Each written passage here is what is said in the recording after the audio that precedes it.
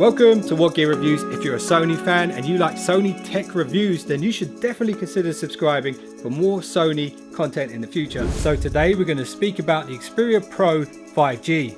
And Sony have been quite secretive about this device. They didn't officially announce the release date just yet.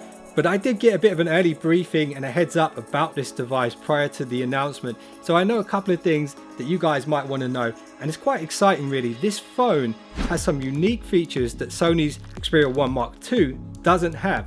So here's a couple of little things you should know about. So first of all, it will be a dual SIM smartphone. It does have a dedicated shortcut key on its side, which can be mapped to do pretty much anything you want. It's got a custom graphene sheet inside and a vapor chamber with a little bit of an air gap to keep the Xperia Pro 5G cool under pressure. Also, it will come as standard with 512 gigabytes of UFS storage. They haven't said what version of UFS it is, and it will have an expandable memory card slot, which means you can upgrade the storage to up to 1 terabyte. And as well as that, Sony will be launching a USB-C 32C fast charger, which is optional, and I'm hoping this comes to the Xperia 1 Mark II as well. My guess is this is going to be a 32 watt charger.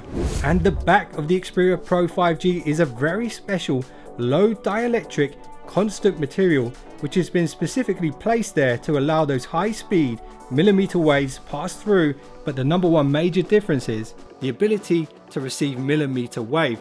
So one thing you should know about millimeter wave is that line of sight is very important. If you have a direct line of sight, you're going to get the fastest speeds. If there's anything in between, it's going to cause problems. And it can even cause problems if you're not holding your phone the right way around. And that's why Sony have built in 4 5G antennas, and I'm assuming they're Qualcomm antennas, the latest ones, so that no matter what way round the device is, you're going to get the fastest speeds.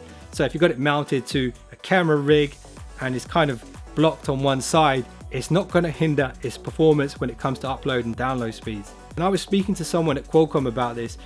Millimeter wave is really designed for like football stadiums or train stations, places where there's loads of traffic going through. Don't feel like if you get the Xperia 1 Mark II, the standard one, that you're going to be missing out a whole lot no matter where you go, because the sub 6 here in the UK at least is primarily the 5G signals that we're going to get combined with 4G and all these other bands. It gets very, very technical. But here's one of the reasons I personally would love to test out the Xperia 1 Pro is because I filmed these videos on a Sony a7 III and the screen doesn't flip all the way around. So if I had a phone which I could plug in with a HDMI port, mount it to the top of my camera, that would be so awesome. And then if you combine that with the ability to stream directly from the field monitor in 4K at 60 frames per second from the Xperia Pro 5G to the internet, let's say YouTube live stream or Facebook Live or Instagram Live, using the best camera that I have with the best lens that I have, that could open up so many opportunities to film stuff on the fly. For example, at the MWC, which got shut down because of the coronavirus, I could have literally live streamed using my DSLR camera, using my Sony phone with 5G directly to you guys to watch. And I just want to say, I actually really like the look of the Xperia 1 Pro as well. Even though it's a bit bulkier than the Xperia 1 Mark II, not as sleek, it just looks really cool to me. I don't know about you guys. Let me know what you think in terms of the specs of the device. It's almost identical to the Xperia 1 Mark II. I did hear that one of the image sensors will be larger than the Xperia 1 Mark II, but that hasn't been confirmed. The battery size is the same, Snapdragon 865 is the same.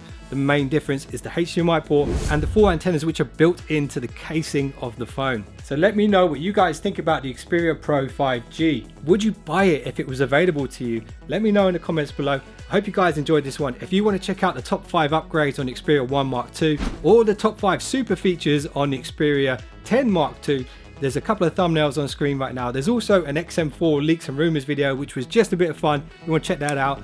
It's pretty funny. At least I think so. And if you just subscribed, you're now one of the finest subscribers known to man. I'll see you in the next one. Don't be late.